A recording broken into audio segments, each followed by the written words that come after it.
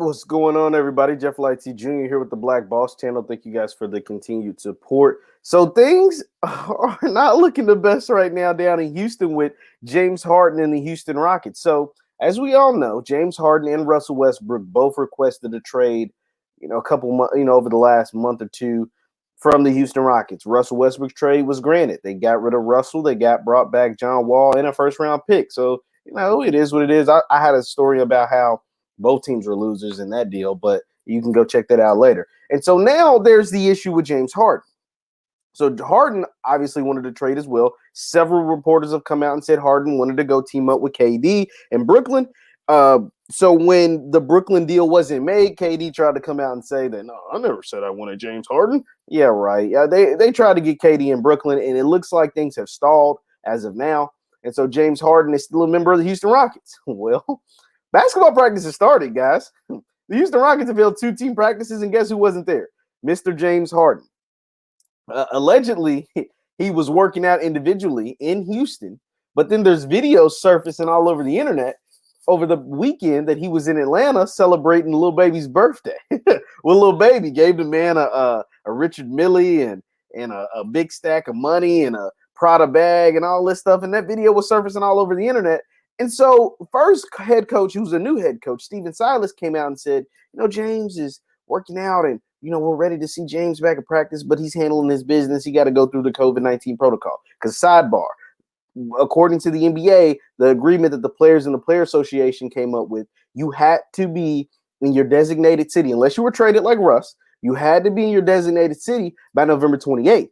If you or November 30th. If you wasn't there between the 28th and the 30th, then there will be some problems, right? So obviously, over the weekend is past the November 30th deadline. James Harden was in Atlanta. He wasn't in his designated city, which is Houston. So there's a problem. So now the first day, like I said, new head coach Stephen Silas was trying to cover up for it. Today, Coach Silas ain't having it. So this was the quote Bleacher Report is given out when it comes to the James Harden. According to Bleacher Report, this came from Houston Rockets' new head coach. I'm going to share my screen. Houston Rockets' new head coach, Stephen Silas. He says, I guess the reporter asked him, what's the timetable? What's the timetable of James Harden coming back? And he says, there is no timetable as far as I know. It's a setback. Rockets head coach Stephen Silas says he doesn't know if James Harden is in Houston. He don't even know. Not only was he not at practice, he don't even know if the man is in Houston. Houston, we have a problem. James Harden is trying to bully his way out of Houston. He is trying to bully the Rockets with 3 years left on his deal and a bunch of money left on his deal. I think $120 million left. He's trying to bully his way up out of there. And he's doing it by going out places and not showing up to training camp. Now, we remember when the trade reports first came out, James Harden demanding a trade, that is, that Houston said they were willing to get uncomfortable. They were willing to drag this thing out because they had all the leverage. They have all the leverage in this case. They do not have to trade James Harden. He has 3 years left on his deal. When Anthony Davis demanded his way out of New Orleans, he had a year left. When Paul George got out of Indiana, he had a year left. When star players normally get out of their places, Carmelo Anthony way back in the day with the Knicks, he had a year left. James Harden has 3. Now, the only difference was Paul George in the Oklahoma City Thunder case, right? They got rid of Paul George for 4 first-round picks, 2 players, a bunch of stuff. Like, they got rid of a whole bunch of stuff because he had several years left on his deal. He had 3-4 years left or whatever. He had just re-signed in Oklahoma City. But that was because the Clippers were desperate. The Clippers were desperate because the only way they were getting Kawhi is if they got Paul George. In this case, Houston isn't desperate in any way. There's no other team out there that's just – Brooklyn isn't super desperate about getting James Harden. So they don't – Brooklyn don't even have the assets to get James Harden. They just signed Kevin Durant and Kyrie Irving last offseason to max deals. And KD ain't even played a game yet. Kyrie Irving played half a season, right? So, they're not desperate at all because they got 2 stars of their own that they're ready to see play together with a bunch of nice role players. Dinwiddie, Karis LeVert, Jared Allen. They got a nice little team up there in Brooklyn. DeAndre Jordan. They're not desperate about getting James Harden. And if they did get James Harden, it'd be a plus. It'd be a bonus. I think they'd be the favorites to win the championship. Yeah. But they're not going to empty the tank.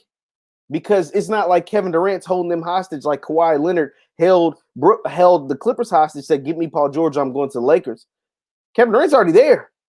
So everything is on Houston. And Houston's like, hell no, we're not giving up James Harden for Karis LeVert, Jared Allen, and 5 future picks that might be garbage. Like, no, like we're not Karis LeVert, Jared Allen, Spencer Dinwiddie. Like, that's not equivalent to James Harden. Like, that's not. And it looks like Brooklyn don't want to move off Kyrie Irving that soon. And that's why Kevin Durant backtracked and was like, oh, I never wanted James Harden. So it is getting messy in Houston. It's going to be interesting to see the play that James Harden continues to make because, like I said, his coach is not holding back. His coach said, hey, man, I don't know where he's at. We just got to go with the guys that showed up to camp. John Wall's here. DeMarcus Cousins is here. Our team's here. James isn't. James will be here when he gets here, I guess. I want to coach James. I want Harden to be here. I want him to be a part of this team. I really would like for him to be here, but he's not here. So I can only control what I can control. And those are the guys that's here. But James Harden, this is a bully move. And it's going to be interesting to see because, like I said, James doesn't really have any leverage. The only play that he could do is a Le'Veon Bell, and that'd be sitting out the whole season. And do I think James Harden's going to miss out on $40 million this year sitting out? I don't know about that one. $40 million is a lot of money. Le'Veon turned down whatever it was in Pittsburgh, $5 million, $4 million. 40 is a big difference. Now, he did turn down $100 million. 2 years, a $50 million a year contract, right? He did turn that down. But turning down a contract in the future as opposed to your money this year is totally different. He gets a big chunk of money from Adidas every year. I will say that. He gets like $40 million. He's on a $200 million deal with Adidas. But it will be so. It ain't like he's going to starve. But it's going to be something to watch James Harden, how this unfolds down in Houston, because they definitely have a problem. Once again, I'm Jeff LightsyJr with the Black Boss channel. Be sure to hit the thumbs up button, like, share, subscribe, and we will see you guys next time.